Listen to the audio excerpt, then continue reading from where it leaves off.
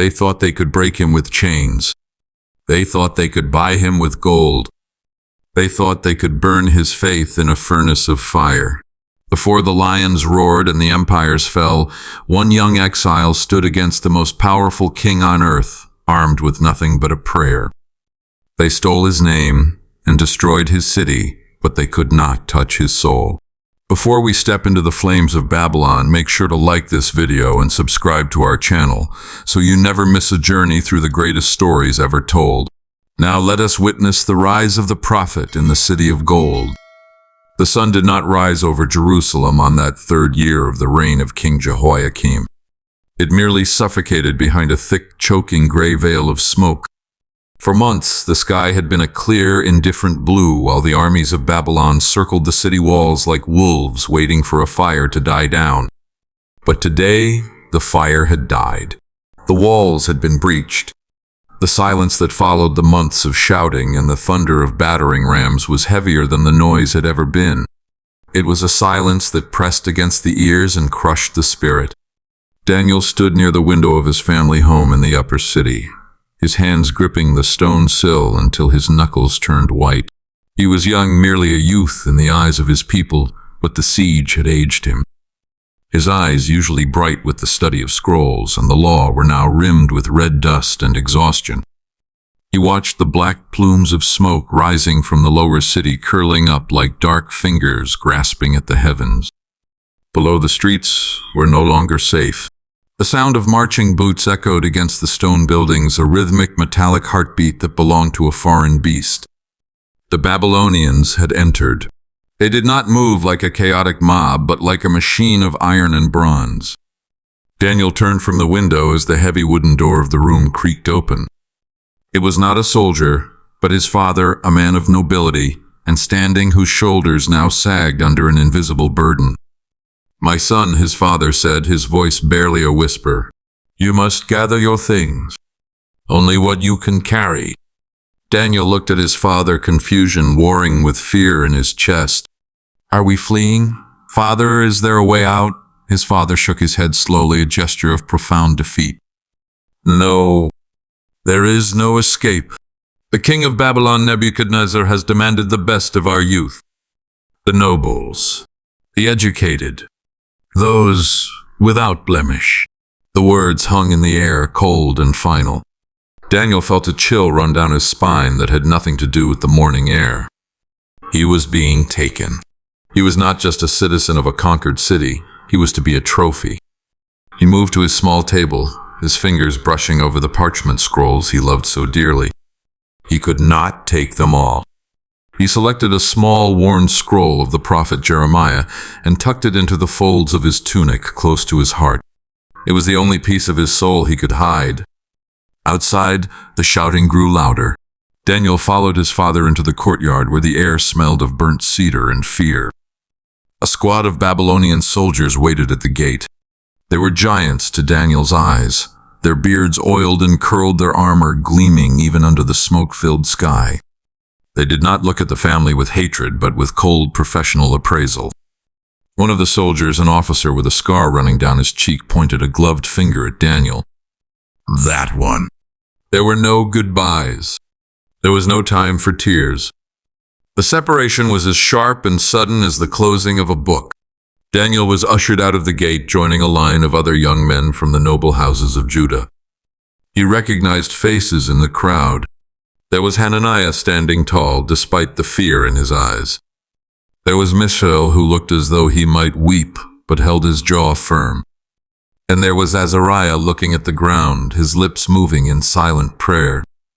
They were herded through the streets. They had known all their lives, but the city was a stranger to them now. The great temple of Solomon, the heart of their nation, loomed ahead. Daniel felt his breath catch in his throat. Soldiers were coming out of the sanctuary carrying the golden vessels of the house of God. The great basins, the lampstands, the holy instruments dedicated to the Creator were being hauled away like common merchandise. A soldier laughed as he hoisted a golden tray onto a cart. "To the house of our God in Shinar," the soldier shouted to his comrade. Daniel felt a hot tear slide down his dusty cheek. It was not the loss of the gold that broke him. It was the silence of heaven. God was letting them take it. The shield of Jerusalem had been removed, and the glory was departing on the backs of pagan carts. The line of captives moved through the broken city gates. Daniel looked back one last time. The walls that were supposed to protect them were shattered. The temple was dark. The smoke continued to rise, a burnt offering that no one had asked for. Move, a guard commanded, not unkindly, but with the firmness of a man driving cattle. Daniel turned his face away from his home and took the first step onto the road that led east. He did not know where the road ended, but he knew that the boy who walked out of Jerusalem would not be the same man who arrived in Babylon. The physical chains were light, mere ropes binding their wrists, but the weight on his soul was crushing. Yet as his hand brushed against the hidden scroll in his tunic, he felt a faint, stubborn spark of warmth. They had taken his home. They had taken his freedom, but they had not yet taken his heart. The journey was a blur of heat dust and the endless rhythm of walking. Days bled into weeks. The landscape shifted from the familiar limestone hills of Judah to the vast, flat emptiness of the desert, and finally to the fertile, humid plains between the two great rivers. The sun was different here. It felt heavier, an oppressive golden eye that never blinked. Daniel walked with his head down to keep the blowing sand from his eyes. His sandals were worn thin and his feet were blistered, but he did not complain. Complaint was a luxury for free men. Beside him walked Hananiah. They had not spoken much in the first few days, paralyzed by shock. But as the miles stretched out, a bond had formed in the silence. "Do you think we will ever see the olive trees again?" Hananiah asked quietly, his voice raspy from thirst. Daniel looked at the horizon where the heat shimmered like water. The prophet Jeremiah said the captivity would last 70 years, Daniel whispered back, ensuring the guards could not hear. 70, Hananiah repeated the number, landing like a stone in a deep well. "We will be old men, or dust. We will be what God wills us to be," Azariah added from behind them. He had a way of speaking that was both gentle and unyielding. "Even in Babylon the sun is the same. The moon is the same. God is the same." Mishael, the youngest of the four in spirit if not in years, looked up.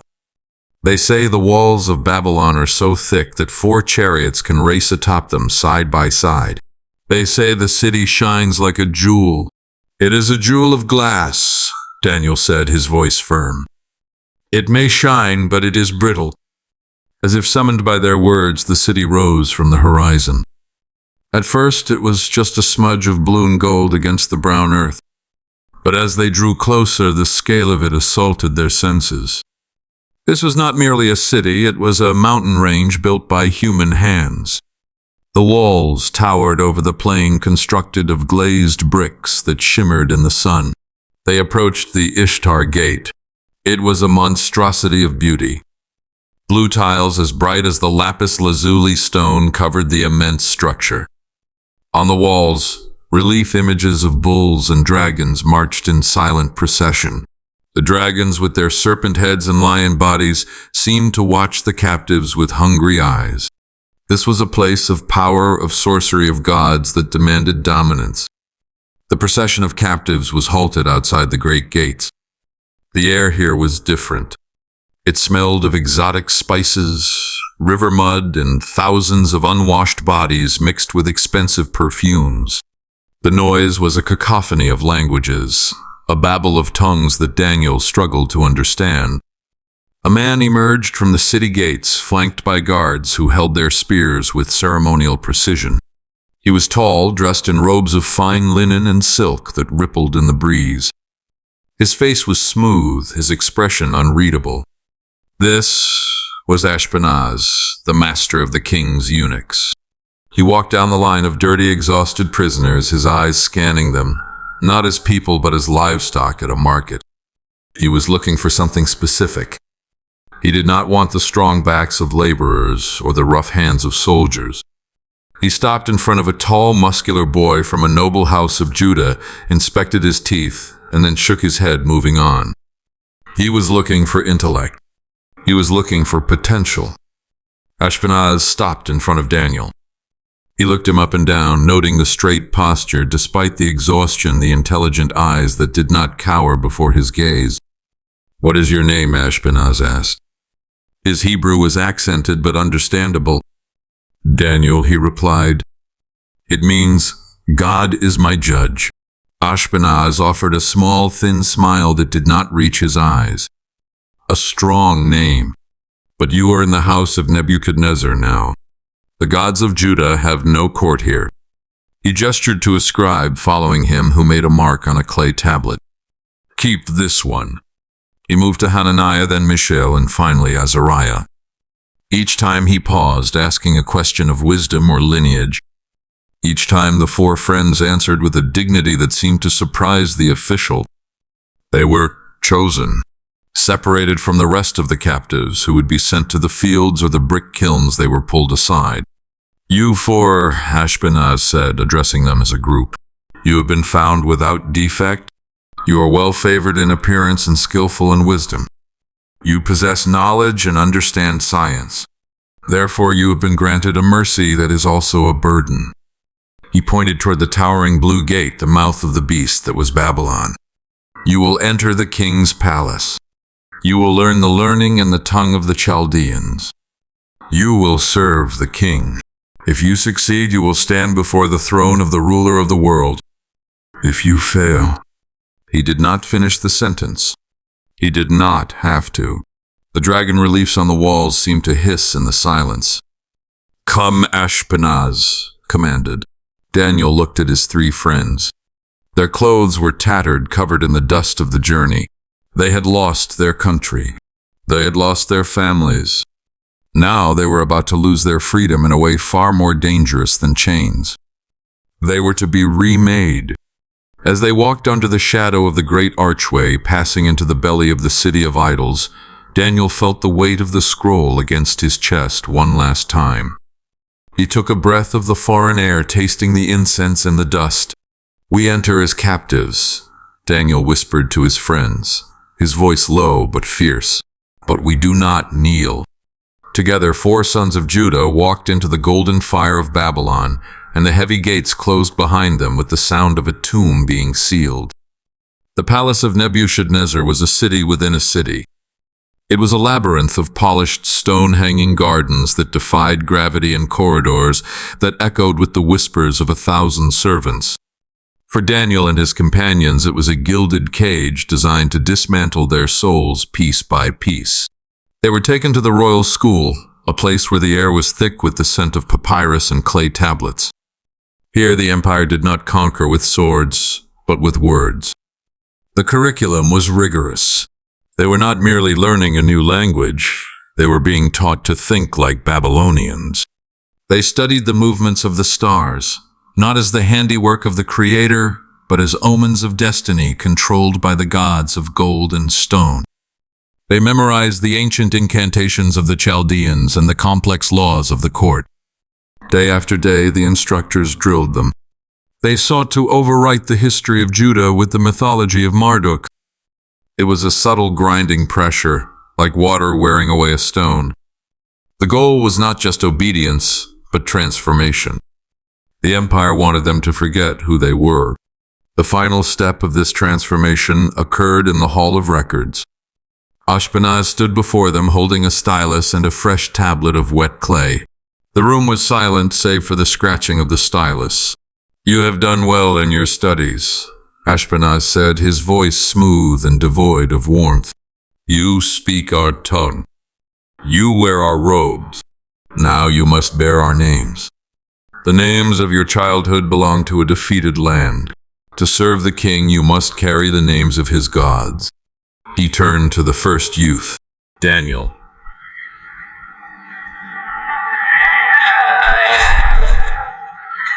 "God is my judge. That is what it means. Does it not? But here the only judge is the king, and the only protector is Bel. From this day forth you are Belteshazzar. May the lady of the palace protect your life. Daniel felt the new name land on him like a heavy chain. It was a pagan invocation, a label that claimed him for a foreign deity. He remained silent, his face impassive, but in the fortress of his mind he repeated his true name. Daniel. Daniel. Ashpenaz turned to Hananiah. You whose name speaks of the grace of your God, that grace did not save your city. You shall be Shadrach. You are under the command of Aku, the moon god. Hananiah stiffened but did not speak.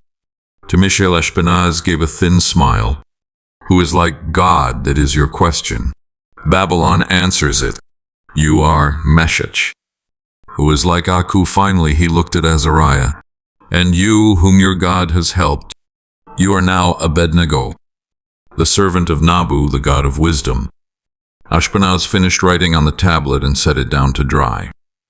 The clay hardened, sealing their new identities into the official records of the empire. To the world, Daniel, Hananiah, Mishael, and Azariah ceased to exist. In their place stood 4 Babylonian courtiers, servants of pagan gods. Later that night, in the quiet of their shared quarters, the 4 young men sat in a circle. The luxury of the room felt suffocating. The silk cushions and the ornate lamps were constant reminders of their captivity. They can change what people call us, Daniel whispered, breaking the heavy silence. They can change the clothes on our backs and the language on our tongues, but they cannot change the spirit within us. Azariah looked at his hands, now adorned with rings of gold given by their masters. I am not Abednego, he said firmly. I will answer to it, but I will not become it. They made a pact in the darkness. They would learn the wisdom of the Babylonians, they would excel in their duties, but they would guard the sanctuary of their hearts. The empire could own their days, but it would never own their souls. The next assault on their identity was not intellectual, but physical. It came in the form of a feast. In the great dining hall of the trainees, the air was heavy with the aroma of roasted meats, rich sauces, and sweet wines imported from the farthest corners of the known world. It was food fit for royalty, provided daily from the king's own table. For the other captives, this was a reward. It was a sign that they had been accepted into the inner circle. They ate with ravenous gratitude, eager to please their new masters. But for Daniel, the table was a battlefield.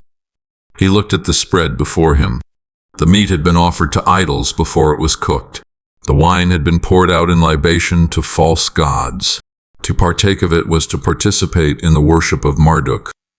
It was to defile the covenant he carried in his blood. Ashpenaz was making his rounds, ensuring the trainees were well fed. He stopped when he saw Daniel standing before his plate, his hands folded, the food untouched. Is the king's generosity not to your liking, Belteshazzar? Ashpenaz asked, his brow furrowing. Daniel bowed his head respectfully. The generosity of the king is great, my lord. But I cannot eat this. Ashpenaz sighed, a look of genuine concern crossing his face. It was not pity, but fear.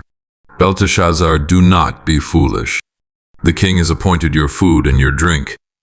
If he sees your face looking worse than the young men who are of your age, you will endanger my head with the king. He demands strength and beauty in his servants. He will not accept a skeleton. Daniel stepped closer, lowering his voice. He knew he could not defy the order directly without causing the death of this man. He needed a compromise. He turned to the steward whom Ashpenaz had appointed over them, a man named Melzar. Test your servants, I beg you, for 10 days, Daniel proposed. Give us only vegetables to eat and water to drink. No meat. No wine. Melzar looked skeptical. He glanced at the rich food on the table and then at the 4 young men. Vegetables and water, you will wither away. You need the strength of the meat. Just 10 days, Daniel pressed his eyes intense and clear. Then let our countenances be examined before you, along with the countenances of the young men who eat of the king's delicacies. And as you see fit, deal with your servants. It was a gamble. 10 days of malnutrition compared to the rich diet of the others should have left them pale and weak. Melzar hesitated, calculating the risk. Finally, he nodded. 10 days. But if you look faint on the 11th morning, you will eat what I tell you to eat, or you will be whipped." The test began. While the other trainees feasted on pork and drank deep of the strong wine, Daniel and his friends sat apart. They ate simple pulses, seeds, and vegetables. They drank clear water. It was a diet of poverty in a palace of excess. The days passed slowly. The aroma of the king's meat was a constant temptation, a siren song calling them to compromise. Just one bite the air seemed to whisper, "Who will know?" But they held fast. They treated every meal as an act of worship, every cup of water as a prayer. They nourished their bodies with the earth's simple gifts and their spirits with obedience. On the morning of the 11th day, Melzar entered their quarters with a critical eye. He lined up the 4 Hebrew youths alongside the others who had gorged themselves on the royal diet. He inspected their faces, checking the clarity of their skin and the light in their eyes. He paused in front of Daniel. He expected to see sunken cheeks and lethargy. Instead, he saw vitality. Daniel's skin glowed with health. His eyes were sharp and alert. He stood taller and looked stronger than the youths who were heavy with wine and rich grease. The difference was undeniable. The 4 friends looked fairer and fatter in flesh than all the others. Melzar grunted, hiding his amazement. "Very well," he said, signaling to the servants. "Take away their portion of meat and wine. Give them vegetables." It was a small victory in the grand scheme of the empire, but for Daniel it was monumental. It proved that their God was with them even in the heart of Babylon. They had refused the king's luxury and found a greater strength. They had passed the first test, not by fighting, but by fasting. 3 years passed. The seasons turned over the great city, the heat of summer giving way to the mild winters of the river plain. In that time, the 4 young men from Judah ceased to be boys. They grew into men of quiet power and profound intellect. God gave them knowledge and skill in all learning and wisdom. While the other trainees struggled to master the complex script of the Chaldeans or the intricate charts of the astronomers, Daniel and his friends absorbed it with supernatural ease. They understood the sciences of Babylon better than the Babylonians themselves. But they possessed something more, something the instructors could not teach. They had discernment. Daniel, in particular, was given a unique gift. He began to understand visions and dreams. He could see the patterns behind the veil of reality, the threads that the Creator used to weave history. He kept this gift quiet, guarding it like a hidden gem, knowing that in a city of soothsayers, true prophecy was a dangerous thing. Finally, the days of their apprenticeship were fulfilled. The time had come for them to stand before the king. The summons came at dawn. They were bathed, oiled, and dressed in the finest linen robes. They were marched through the vast corridors of the palace, past the towering statues of winged bulls, until they reached the throne room of Nebuchadnezzar. The room was designed to intimidate. The walls were covered in gold relief, depicting the conquests of the king. The throne sat high upon a dais, forcing anyone who approached to look up. Nebuchadnezzar sat there, a figure of terrifying authority. His beard was elaborately curled, his crown heavy with jewels, his eyes hard and piercing. He was the head of gold, the ruler of the known world. Beside the throne stood the wise men of Babylon, the magicians, the enchanters, and the astrologers. They were old men with white beards and dark robes, clutching their staves and scrolls. They looked at the young Hebrew captives with suspicion and disdain. They saw rivals. Ashpenaz presented the group. "These are the young men of the captivity, O king. They have completed their training." Nebuchadnezzar leaned forward. He did not want mere parrots who could repeat what they had been told. He wanted thinkers. He wanted wisdom that could help him rule an empire that stretched from the rivers of Egypt to the mountains of Persia. He began to question them. He did not ask simple questions of history or language. He asked them about the nature of governance, the interpretation of ancient laws, the movement of the stars, and the riddles of philosophy. He turned his gaze to the other trainees first. They answered with rehearsed lines, their voices shaking, their eyes darting nervously to their instructors.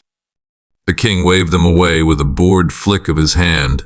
Then he turned to Daniel, Hananiah, Mishael, and Azariah. "Tell me," Nebuchadnezzar demanded, his voice booming through the hall. "If a kingdom is divided by language but united by law, how does a king ensure loyalty?" Daniel stepped forward. He did not look at his feet. He looked the king in the eye, respectful but unafraid. "Loyalty is not written in law, king. It is written in the heart. A law binds the hands, but justice binds the spirit. A king who rules with equity is like the sun. Men do not need to be told to seek its warmth." The king raised an eyebrow. The answer was bold. It was wise. For hours the interrogation continued. The king tested them on every matter of wisdom and understanding. He threw complex problems of engineering and statecraft at them. Where the magicians offered vague, mystical answers meant to flatter the king, Daniel and his friends gave clear, practical, and profound solutions. They spoke with a clarity that cut through the fog of courtly rhetoric. The old magicians shifted uncomfortably. They whispered among themselves, their jealousy igniting like dry tinder. These foreigners were making them look like fools. By the time the sun began to set, casting long shadows across the gold floor, Nebuchadnezzar was convinced. He sat back in his throne, a look of rare satisfaction on his face. In all matters of wisdom and understanding that the king inquired of them, he found them 10 times better than all the magicians and enchanters who were in all his realm. "You shall serve in my court," Nebuchadnezzar decreed. "You shall stand in the king's gate." Daniel bowed low. As he rose, he caught the eye of the chief magician. The old man's gaze was venomous, a promise of future conflict. Daniel knew that this victory had painted a target on their backs. They had risen high, but in Babylon the higher one rose the deadlier the fall. They left the throne room as officials of the empire. They had survived the erasure of their identity. They had survived the test of the king's table. Now they had survived the scrutiny of the king himself. But as Daniel walked back into the cool evening air, he felt a shadow press against his spirit. The true test was yet to come. The king slept fitfully, and in the darkness of the royal chamber, a dream was forming, a nightmare that would terrify the most powerful man on earth and threaten to destroy them all. In the 2nd year of his reign, the shadow of fear fell upon the most powerful man in the world. King Nebuchadnezzar lay in his royal chamber, tangled in sheets of fine linen that were soaked with cold sweat. The silence of the palace was broken only by his ragged breathing. He had seen something. It was a vision that clawed at the edges of his mind, a nightmare so vivid that it made his heart hammer against his ribs like a trapped bird. Yet when he opened his eyes, the details vanished like mist in the morning sun. The king sat up trembling. He knew the dream was a message. He felt the weight of it pressing down on his chest, a terror that whispered of doom. But he could not remember what he had seen. The harder he tried to grasp the image, the further it slipped away, leaving only a residue of panic. He roared for his guards. Within moments, the chamber was flooded with light. "Summon them," the king commanded, his voice cracking with a mix of rage and desperation. "Bring me the magicians, the astrologers, and the sorcerers. Wake them all." The wise men of Babylon were dragged from their beds and hurried into the throne room. They stood before the king, blinking sleep from their eyes, adjusting their robes and clutching their staves. They saw the look in the eyes of Nebuchadnezzar and felt a chill that had nothing to do with the night air. The king looked like a man possessed. "O king, live forever," the chief of the Chaldeans said, bowing low. "Tell your servants the dream, and we will show the interpretation." Nebuchadnezzar looked at them with contempt. He saw through their masks. He knew they were masters of vague answers and flattery. If he told them the dream, they would invent a meaning that sounded pleasing.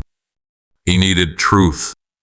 "The thing is gone from me," the king declared, his voice dropping to a dangerous whisper. "I cannot recall the vision. Therefore you must tell me the dream itself, and then give me its interpretation." The wise men exchanged glances of confusion. This was impossible. It was unprecedented. To interpret a dream was the art of the scholar, but to recover a lost memory from the mind of another was the work of gods. "If you do not make known to me the dream and its interpretation. The king continued, his voice rising. You shall be severely punished, and your houses shall be made into a pile of ruins. But if you show the dream and the interpretation, you shall receive from me gifts and rewards and great honor. The Chaldeans trembled. They tried to reason with him. Let the king tell his servants the dream, and we will show the interpretation. Nebuchadnezzar stood up, his face twisting with fury. I know that you are trying to gain time because you see the thing is gone from me. But if you do not make known the dream, there is but one decree for you. You have prepared lying and corrupt words to speak before me. Tell me the dream, and I shall know that you can show me its interpretation. The chief magician fell to his knees. There is not a man on the earth who can show the king this matter. No king, lord, or ruler has ever asked such a thing of any magician or astrologer. It is a rare thing that the king requires, and there is no other who can show it before the king except the gods whose dwelling is not with flesh. It was the wrong thing to say. It confirmed the king's suspicion that their power was a sham. If their gods could not whisper a dream to them, what use were they? The king's patience snapped. Destroyer, he shouted to the captain of the guard. Get rid of them all. Let not one wise man in Babylon remain. The decree went forth immediately. The soldiers drew their swords. The purge had begun. In the royal school, Daniel and his friends were sleeping, unaware that their death warrant had just been signed because of a nightmare they did not have. The sound of heavy boots on stone woke Daniel. He sat up, his heart racing, as the door to their quarters was thrown open. Arioch, the captain of the king's guard, stood in the doorway. He was a man of war, his face set in a grim expression of duty. Behind him, soldiers held torches that cast long dancing shadows against the walls. Prepare yourselves, Arioch, said, his hand resting on the hilt of his sword. The king has decreed the end to all the wise men of Babylon. Daniel stood up slowly. He did not cower. He looked at Arioch with a calmness that unsettled the captain. Why is the decree so hasty from the king? Arioch respected Daniel. He had seen the young man's conduct in the court. He lowered his voice and explained the matter of the forgotten dream and the king's fury. Daniel listened intently. He realized that this was not just the madness of a tyrant, it was an opportunity ordained by heaven. He looked at the soldiers, then back at Arioch. Take me to the king, Daniel said. I will ask him for time. I will show the king the interpretation. It was a bold request, one that could have resulted in immediate punishment. But Arioch, desperate to avoid slaughtering the young men he had come to admire, agreed. He escorted Daniel to the outer court, where Daniel sent a message to the king promising an answer if granted a single night. Nebuchadnezzar, desperate for relief from his torment, granted the reprieve. Daniel returned to his house. He found Hananiah, Mishael, and Azariah waiting, their faces pale. They knew the soldiers were coming. We do not die tonight, Daniel told them, his voice steady. But we must fight. Not with swords, but with prayer. He gathered them in a circle. The four friends, exiles in a land of idols, held hands. They did not call upon the gods of Babylon. They called upon the God of their fathers, the God who reveals deep and secret things. We must desire mercies of the God of heaven concerning this secret, Daniel said, that we do not perish with the rest of the wise men of Babylon. They prayed into the deep hours of the night. They pleaded not for their own glory, but for their lives and for the name of their God to be known. Outside the city slept, but inside that room a spiritual battle was raging. Then in a vision of the night, the heavy curtain of the unknown was pulled back. Daniel saw it. He saw the dream that had terrified the king. He saw the future unraveling like a scroll. The mystery was no longer a mystery. Daniel opened his eyes. The room was quiet. The terror was gone, replaced by a profound sense of awe. He did not rush to the palace immediately. First, he turned his face upward. Blessed be the name of God forever and ever. Daniel whispered, his voice trembling with gratitude. For wisdom and might are his. He changes the times and the seasons. He removes kings and sets up kings. He gives wisdom to the wise and knowledge to those who have understanding. He reveals the deep and secret things. He knows what is in the darkness, and the light dwells with him. He looked at his sleeping friends and smiled. The God of heaven had answered. The guards would not need their weapons come morning. The morning sun streamed into the throne room, illuminating the dust motes dancing in the air. King Nebuchadnezzar sat on his throne, his eyes red from another sleepless night. He looked at the young man standing before him. Daniel stood alone, without scrolls, without incantations, without fear. Arioch had introduced him quickly, eager to wash his hands of the potential bloodshed. I have found a man of the captives of Judah who will make known to the king the interpretation. Nebuchadnezzar leaned forward, his voice skeptical. Are you able to make known to me the dream which I have seen and the interpretation thereof? Daniel bowed. The secret which the king has demanded the wise men, the astrologers, the magicians, and the soothsayers cannot show to the king. But there is a God in heaven who reveals secrets, and he has made known to King Nebuchadnezzar what will be in the latter days. The king's breath hitched. He did not mock the young man. He listened. As for you, O king, your thoughts came to your mind on your bed about what would come to pass hereafter, Daniel continued. You, O king, were watching, and behold, a great image. Nebuchadnezzar gripped the arms of his throne. That was it. The image.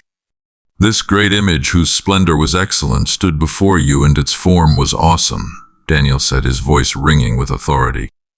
This image's head was of fine gold, its chest and arms of silver, its belly and thighs of bronze, its legs of iron, its feet partly of iron and partly of clay. The king nodded slowly, his mouth slightly open. The memory was flooding back, sharp and clear. He saw the colossus again in his mind's eye, towering and terrifying. You watched while the stone was cut out without hands, Daniel said, gesturing with his hand, which struck the image on its feet of iron and clay and broke them in pieces. Then the iron, the clay, the bronze, the silver, and the gold were crushed together and became like chaff from the summer threshing floors. The wind carried them away so that no trace of them was found. And the stone that struck the image became a great mountain and filled the whole earth. Silence stretched across the hall. The king was pale. Every detail was perfect. This young Hebrew had walked into his mind and described the furniture of his nightmare. This is the dream, Daniel said. Now we will tell the interpretation of it before the king. Daniel looked directly at the ruler of the world. You, O king, are a king of kings. For the God of heaven has given you a kingdom, power, strength, and glory. You are this head of gold. Nebuchadnezzar felt a surge of pride mixed with relief. He was the gold. He was the pinnacle. But after you shall arise another kingdom inferior to yours, Daniel warned. Then another, a third kingdom of bronze, which shall rule over all the earth. And the fourth kingdom shall be as strong as iron, inasmuch as iron breaks in pieces and shatters everything. Daniel explained the feat of iron and clay, a divided kingdom, partly strong and partly fragile. Then he delivered the final crushing truth. And in the days of these kings, the God of heaven will set up a kingdom which shall never be destroyed. It shall break in pieces and consume all these kingdoms, and it shall stand forever. The king stood up, his guards tensed, expecting wrath. But Nebuchadnezzar stepped down from his dais. He walked toward Daniel until he stood right before him. Then the great king fell on his face. He prostrated himself on the floor before the exile. Of a truth, the king whispered into the stone floor, your God is the God of gods, the Lord of kings, and a revealer of secrets, since you could reveal this secret. Daniel stood humble but firm. He had spoken truth to power, and power had bowed. He was promoted that day to be ruler over the whole province of Babylon, but his heart remained fixed on the kingdom that would never be destroyed. Time, however, has a way of eroding humility. The memory of the stone mountain faded from Nebuchadnezzar's mind, leaving only the memory of the head of gold. You are this head of gold. The words echoed in his vanity until they distorted his reason. Why should he be only the head? Why should his kingdom end years after the dream? The king gathered his architects and smiths. He commanded them to build a new image. This one would not have silver, bronze, or iron. It would be gold from top to bottom. It would be a declaration that his kingdom would never fade, never be conquered, never be replaced. On the vast flat plain of Dura, the structure rose. It was 60 cubits high and 6 cubits wide, a needle of blinding light piercing the sky. It dominated the landscape, visible for miles. It was not just a statue, it was a test of loyalty. Nebuchadnezzar sent word to gather the satraps, the administrators, the governors, the counselors, the treasurers, the judges, the magistrates, and all the officials of the provinces. They came in their thousands, a sea of colorful robes and anxious faces standing before the golden idol. Among them stood Shadrach, Meshach, and Abednego. Daniel was away on the king's business, leaving his 3 friends to face the gathering storm alone. A herald stepped forward and cried aloud, his voice carrying over the crowd. To you it is commanded, peoples, nations, and languages, that at the time you hear the sound of the horn, flute, harp, lyre, and psaltery and symphony, with all kinds of music, you shall fall down and worship the gold image that King Nebuchadnezzar has set up. The herald paused, letting the silence build before delivering the ultimatum. And whoever does not fall down and worship shall be cast immediately into the midst of a punishment of fire. The threat hung in the hot air. The furnace was already burning nearby. It was a massive industrial kiln used for smelting the bricks and metals of the statue. Dark smoke poured from its chimney, and the heat shimmering from its mouth distorted the air around it. It was a terrible roaring beast waiting to be fed.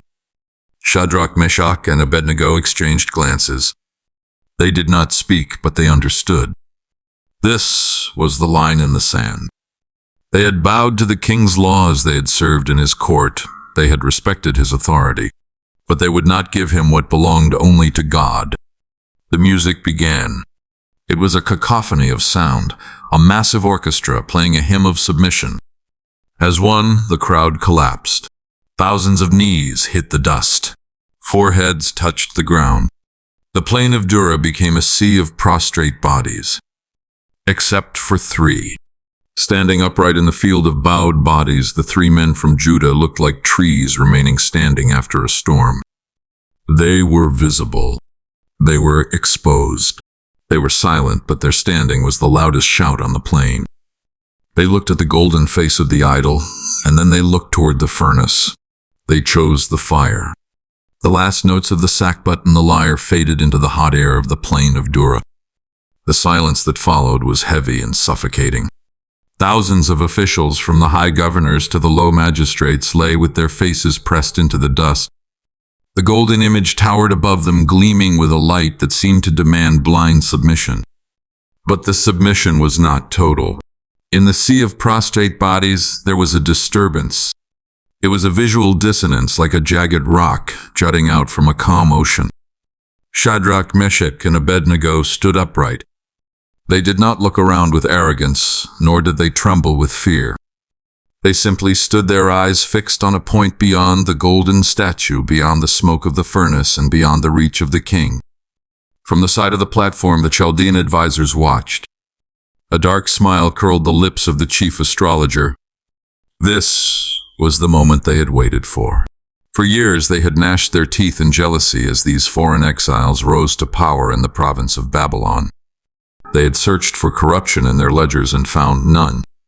They had looked for flaws in their governance and found only excellence. But now they had found the one thing that could destroy the men of Judah, their loyalty to an invisible God. The Chaldeans moved toward the royal dais, where King Nebuchadnezzar sat basking in the adoration of his empire. They approached with the slippery grace of vipers. "O king, live forever," the chief astrologer said, his voice dripping with false concern. "You, O king, have made a decree that every man who hears the sound of the horn, flute, harp, lyre, and psaltery and symphony, with all kinds of music, shall fall down and worship the gold image. And whoever does not fall down and worship shall be cast into the midst of a burning, fiery furnace." Nebuchadnezzar nodded his eyes, still scanning the crowd, unaware of the defiance in the distance. "The decree is firm," the king replied. "It is the law of the Medes and Persians, which cannot be altered." The astrologer stepped closer, pointing a long, accusatory finger toward the three standing figures. There are certain Jews whom you have set over the affairs of the province of Babylon, Shadrach, Meshach, and Abednego. These men, O king, have not paid due regard to you. They do not serve your gods or worship the gold image which you have set up. The king's head snapped around. His gaze followed the direction of the finger. When he saw the three men standing, his face transformed. The satisfaction of the day evaporated, replaced by a rush of blood to his face. It was not just disobedience, it was a personal insult. He had raised these men. He had educated them. He had given them power. And now, in front of the entire leadership of his empire, they dared to defy him. "Bring them to me, Nebuchadnezzar," roared his voice, cracking with rage. Guards rushed into the crowd, seizing the three friends. They were not dragged, they walked willingly, their heads held high. As they were brought to the foot of the throne, the heat of the king's anger rivaled the heat of the furnace nearby. "Is it true, Shadrach, Meshach, and Abednego, that you do not serve my gods, or worship the gold image, which I have set up?" the king demanded. He paused, his anger warring with his past affection for them. He decided to offer them one escape. "Now, if you are ready at the time, you hear the sound of the horn, flute, harp, lyre, and psaltery and symphony, with all kinds of music, and you fall down and worship the image which I have made good. But if you do not worship, you shall be cast immediately into the midst of a burning, fiery furnace." The king leaned forward, his voice dropping to a menacing whisper. "And who is the God who will deliver you from my hands?" The question hung in the air. It was the ultimate challenge of the empire against the divine. Shadrach looked at the king. He did not look at the fire. "Nebuchadnezzar, we have no need to answer you in this matter. If that is the case, our God whom we serve is able to deliver us from the burning fiery furnace, and he will deliver us from your hand, O king." Then Abednego added the words that would echo through history. "But if not, let it be known to you, O king, that we will not serve your gods, nor will we worship the gold image which you have set up." There was no hesitation. There was no bargaining. It was absolute allegiance. The face of Nebuchadnezzar contorted. The last shred of his patience snapped. The defiance of the three Hebrews was a mirror showing him that his power had limits, and he could not endure the sight of it. "Prepare the punishment," the king commanded, his voice shaking with fury. "Make it 7 times more intense than usual." The order was frantic. Servants rushed to the great kiln, throwing in bundles of wood, pitch, and chaff. The bellows groaned as they pumped air into the heart of the fire. The flames roared, changing color from orange to a blinding white. The heat radiating from the opening was so intense that the air shimmered and danced, distorting the view of the plain. "Command the mighty men of valor in the army to bind Shadrach, Meshach, and Abednego, and cast them into the place of judgment," the king screamed. The strongest soldiers in the Babylonian guard stepped forward. They bound the three friends in their coats, their trousers, and their turbans. The ropes were pulled tight, cutting into their skin. Shadrach, Meshach, and Abednego did not struggle. They offered no resistance to the soldiers, for their battle was not with flesh and blood. The procession moved toward the mouth of the furnace. The heat was a physical wall pushing against them. The soldiers, burdened by the weight of the prisoners and their own armor, shielded their faces. But the king's command was urgent. They could not stop. As they reached the ramp leading to the opening, the fire lashed out. A sudden surge of flame, driven by the intense pressure within, rolled out of the mouth of the furnace like the tongue of a dragon. It reached the mighty men of valor. They fell instantly, overcome by the power of the heat. Their bodies lay still on the ramp, victims of the king's rage. Shadrach, Meshach, and Abednego fell down, bound into the midst of the burning fiery furnace. They disappeared into the white heart of the fire. Nebuchadnezzar sat on his throne, watching with grim satisfaction. He expected to hear screams. He expected to see the instantaneous end of them as they disappeared. But the seconds ticked by, and the sound from the furnace was only the roar of the flames. The king frowned. He stood up and moved closer, shielding his eyes. He peered into the opening. His eyes went wide. The blood drained from his face. "Did we not cast 3 men bound into the midst of the fire?" he asked his counselors, his voice trembling. They answered, "True, O king." Nebuchadnezzar pointed a shaking hand toward the fire. "Look, I see 4 men loose walking in the midst of the fire, and they are not hurt. And the form of the 4th is like the Son of God." Inside the furnace, the laws of nature had been suspended. The fire was a raging storm around them, but within the center there was a sanctuary of peace. The ropes that bound them had burned away, yet their clothes were untouched. Shadrach, Meshach, and Abednego walked freely, but they were not looking at the fire. They were looking at the 4th man. His presence was brighter than the flames. He did not speak, but his presence was a shield. He walked with them, not as a stranger, but as a brother. In the heart of the empire's deadliest weapon, they had found the safest place on earth, the presence of their Creator. Nebuchadnezzar ran to the mouth of the furnace. He forgot his dignity. He forgot his statue. He yelled over the roar of the flames, "Shadrach, Meshach, and Abednego, servants of the Most High God, come out and come here." The 3 men stepped out of the fire. They walked down the ramp, stepping past the fallen soldiers. The satraps, governors, and the king's counselors gathered around them in disbelief. They touched the men's robes. The fabric was cool. They looked at their hair. Not a single strand was singed. They smelled them. There was not even the scent of smoke on them. The fire had no power over their bodies. Nebuchadnezzar fell to his knees, not in worship of the men, but in fear of their protector. "Blessed be the God of Shadrach, Meshach, and Abednego, who sent his angel and delivered his servants who trusted in him." The golden image stood silent and cold in the background, forgotten. The real power had been revealed in the fire. Years passed. The empire of Babylon reached its zenith. Gold flowed into the city like a river, and the hanging gardens bloomed with flowers from every corner of the earth. Nebuchadnezzar sat secure in his palace. His enemies vanquished, his building projects complete. He was the master of the civilized world. But peace in the palace did not mean peace in the soul. One night the king lay in his bed and the terror returned. It was not the metallic horror of the statue he had seen years ago.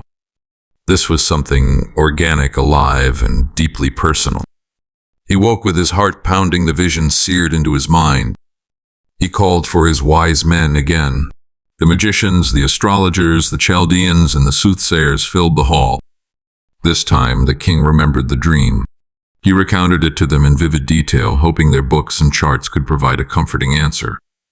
"I saw a tree," the king said, his voice hushed. "It was in the midst of the earth, and its height was great. The tree grew and became strong. Its height reached to the heavens, and it could be seen to the ends of all the earth. Its leaves were lovely, its fruit abundant, and it was food for all.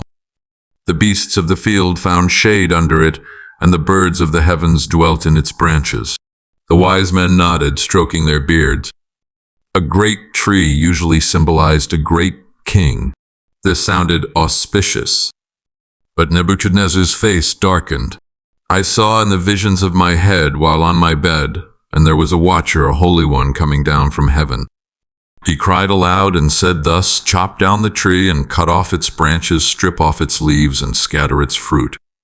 Nevertheless, leave the stump and roots in the earth, bound with a band of iron and bronze and the tender grass of the field.'" The king paused, his voice trembling. "Let it be wet with the dew of heaven, and let him graze with the beasts on the grass of the earth. Let his heart be changed from that of a man, let him be given the heart of a beast, and let 7 times pass over him." The wise men stood in silence. They exchanged nervous glances. The symbolism was clear, and it was terrifying. To speak the truth of this dream was to invite the king's wrath. They muttered vague excuses and stared at the floor. Finally, Daniel arrived. He was older now, his beard streaked with gray, but his eyes still held the same piercing clarity. He was known as Belteshazzar, the master of the magicians, for the spirit of the holy gods was in him. Nebuchadnezzar looked at him with relief. Belteshazzar, I know that the spirit of the holy gods is in you and no secret troubles you. Explain to me the visions of my dream that I have seen and its interpretation. He repeated the vision to Daniel. As Daniel listened, his face grew pale. The color drained from his cheeks. He stood astonished for an hour, his thoughts troubling him. He looked at the king, the man who had destroyed his city, but who had also shown him great favor. He felt a deep, heavy sorrow. The king noticed his hesitation. Belteshazzar, do not let the dream or its interpretation trouble you. Daniel took a breath. My lord, may the dream concern those who hate you and its interpretation concern your enemies. It was a gentle introduction to a devastating truth. Daniel knew that the axe was already at the root of the tree. The throne room was quiet as Daniel began to speak. His voice was soft, lacking the triumphant tone of a prophet pronouncing judgment, carrying instead the weight of a counselor warning a friend. The tree that you saw, which grew and became strong, whose height reached to the heavens, and which could be seen by all the earth. It is you, O king, who have grown and become strong. For your greatness has grown and reaches to the heavens, and your dominion to the end of the earth. Nebuchadnezzar nodded. This part he liked. He was the tree. He was the shelter of the world. But Daniel continued, and his voice grew firmer. And inasmuch as the king saw a watcher, a holy one coming down from heaven and saying, chop down the tree and destroy it. This is the interpretation, O king, and this is the decree of the Most High, which has come upon my lord the king. Daniel looked directly into Nebuchadnezzar's eyes. They shall drive you from men, your dwelling shall be with the beasts of the field, and they shall make you eat grass like oxen. They shall wet you with the dew of heaven, and 7 times shall pass over you, till you know that the Most High rules in the kingdom of men, and gives it to whomever he chooses. The king sat frozen. To be driven from men to eat grass, it was a curse of madness. It was a complete loss of human dignity. Daniel stepped closer. Therefore, O king, let my advice be acceptable to you. Break off your sins by being righteous, and your iniquities by showing mercy to the poor. Perhaps there may be a lengthening of your prosperity. The warning was clear. Humility could avert the disaster. Repentance could stay the axe. For a time, the king listened. He walked softly. He showed kindness. But the human heart is deceitful, and power is a potent wine. As the months passed, the fear of the dream faded. The glory of the empire remained. The construction projects continued. The tribute flowed in. The king forgot the watcher. At the end of 12 months, Nebuchadnezzar was walking on the roof of the royal palace of Babylon. The sun was setting, casting a golden glow over the city. He saw the hanging gardens, a wonder of the world. He saw the Ishtar gate. He saw the mighty walls and the ziggurat reaching toward the stars. Pride swelled in his chest, choking out the memory of the warning. The king spoke, saying, Is not this great Babylon that I have built for a royal dwelling by my mighty power, and for the honor of my majesty, the word I echoed in the air? I have built my power, my majesty. He had placed himself on the throne of the Creator. While the word was still in the king's mouth, a voice fell from heaven. King Nebuchadnezzar, to you, it is spoken, the kingdom has departed from you. And they shall drive you from men, and your dwelling shall be with the beasts of the field. They shall make you eat grass like oxen, and 7 times shall pass over you until you know that the Most High rules in the kingdom of men, and gives it to whomever he chooses. The sentence was immediate. The king gasped, clutching his head. His vision blurred. The glorious city below him dissolved into a confusion of shapes and colors. His mind, once capable of ruling nations, fractured. The sophisticated thoughts of a monarch were replaced by the primal instincts of an animal. He tore off his royal robes. He fled from the palace servants, his eyes wide with terror and confusion. He ran from the city, past the gates he had built, into the wild fields. He was no longer a king. He was a creature of the earth. The seasons turned. Spring rains gave way to the dry heat of summer, followed by the cool winds of autumn. In the fields outside Babylon, a strange creature roamed. It had once been a man. It had once been a king.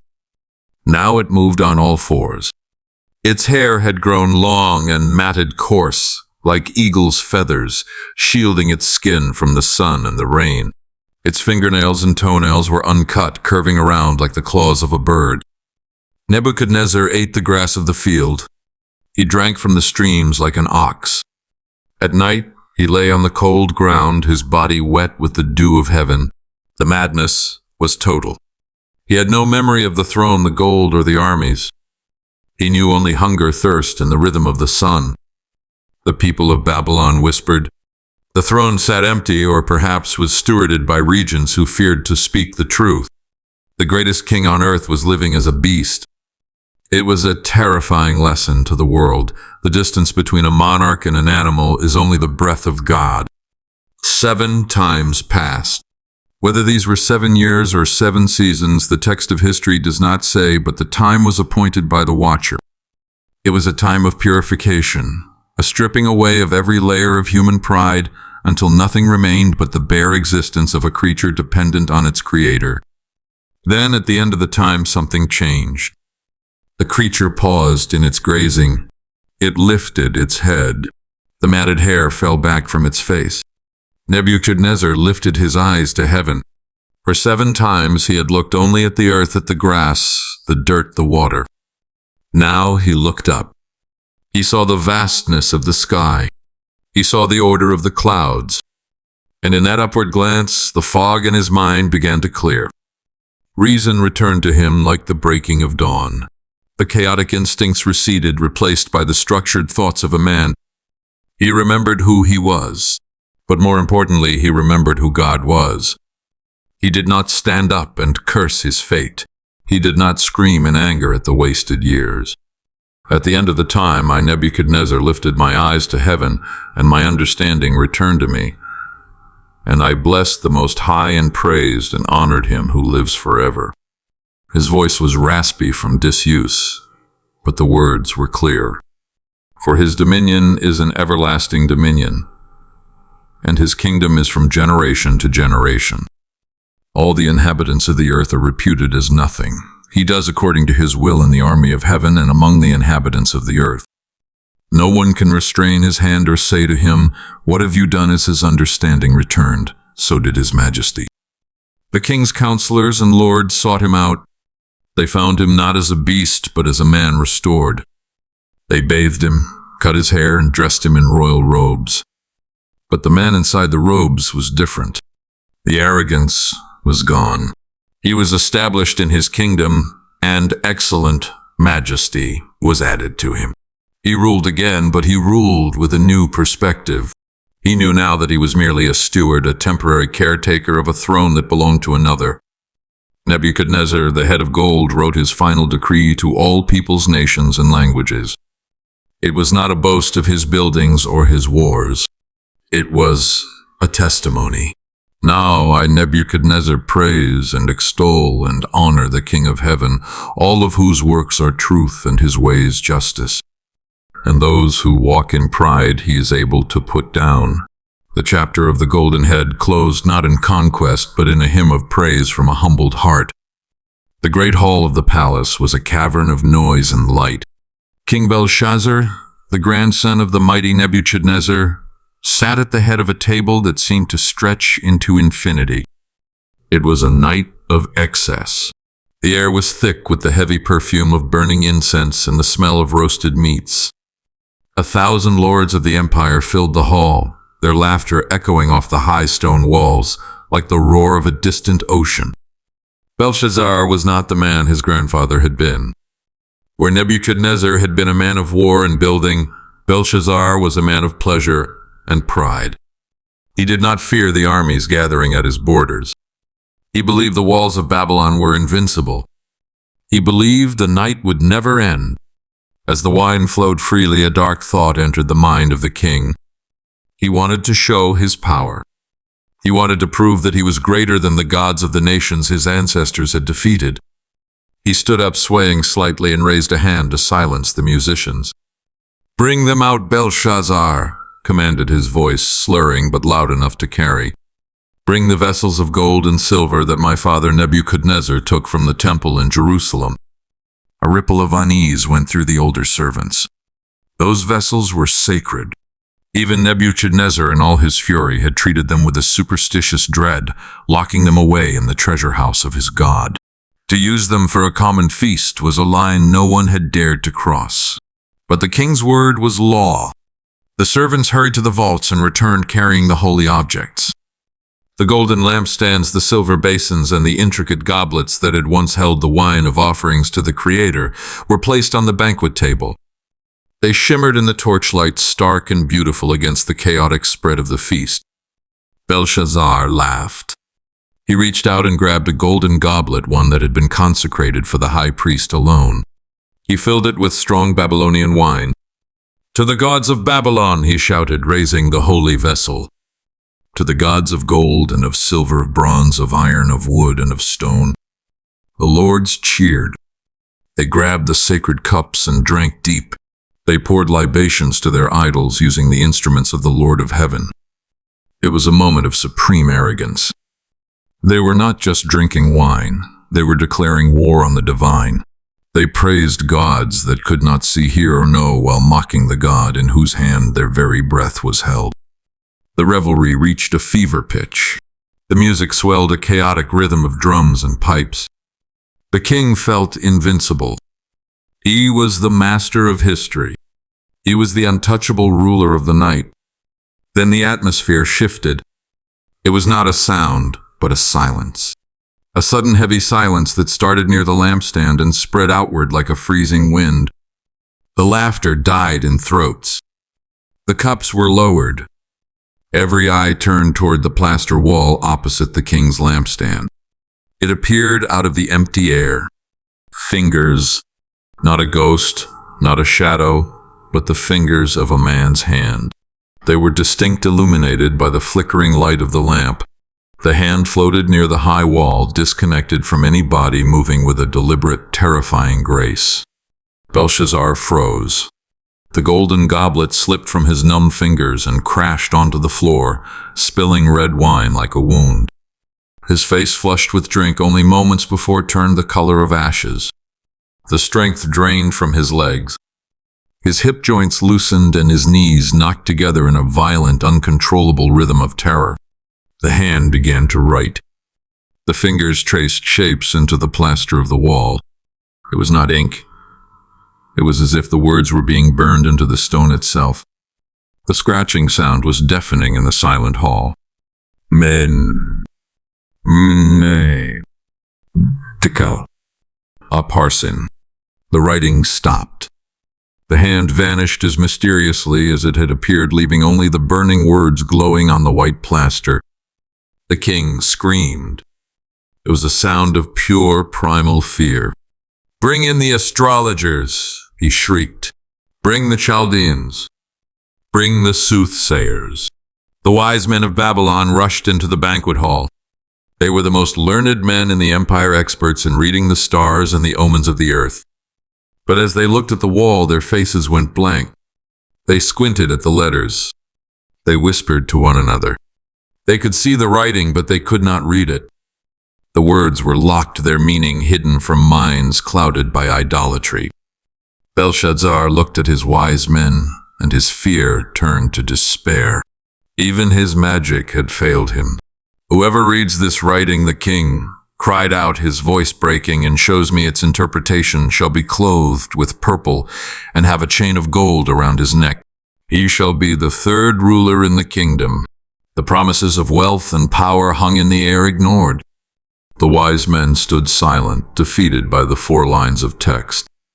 The king's lords were perplexed. The feast had become a funeral. Then the heavy doors of the banquet hall opened. A woman entered. It was not one of the wives or concubines who had been drinking with the king. It was the queen mother, a woman of dignity and memory. She had lived through the days of Nebuchadnezzar. She remembered the stories that Belshazzar had chosen to forget. She walked through the terrified crowd to the trembling king. "O king, live forever," she said, her voice calm and steady. "Do not let your thoughts trouble you, nor let your countenance change. There is a man in your kingdom in whom is the spirit of the holy gods." Belshazzar looked up, hope flickering in his eyes. "In the days of your father, light and understanding and wisdom like the wisdom of the gods were found in him," the Queen Mother continued. "King Nebuchadnezzar, your father, made him master of the magicians, astrologers, Chaldeans, and soothsayers. Because an excellent spirit, knowledge, understanding, interpreting of dreams, solving riddles, and explaining enigmas were found in this Daniel." She spoke the name clearly, a name from the past.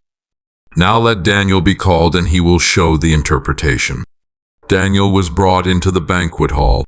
He was an old man now. His hair was white and his movements were slow, but his back was straight.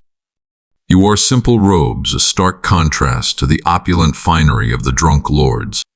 He walked through the silent crowd, his eyes scanning the scene, the spilled wine, the terrified faces, and the holy vessels of God sitting among the debris of the feast.